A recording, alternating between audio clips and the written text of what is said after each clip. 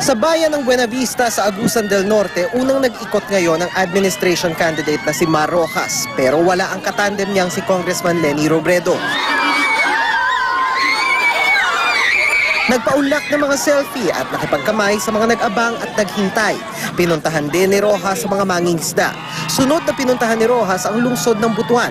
Mula rito, dumiretso ang Team Daang Matuwid sa Surigao City. Sa kanilang rally, pinagmalaki ng Daang Matuwid na ang kaibahan nila sa iba, tinutupad daw nila ang kanilang pangako, katulad ng para sa mga senior citizen. Hindi ito paligsahan ng patamis na pangako Tayo ginagawa na natin ngayon. Meron tayong pensyon para sa senior citizens, meron tayong 4.5 milyong pamilya para sa 4Ps na natulungan, meron tayong pondo na kung saan dahil sa PhilHealth ay libre ang pagpapagamot.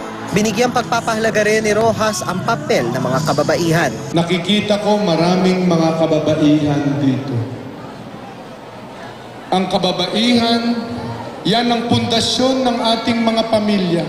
Kayo ang bumabalanse ng pera ng pamilya. Kayo ang bumabalanse ng mga pangangailangan. Dano Tingkong, Nakatutok, 24 Oras.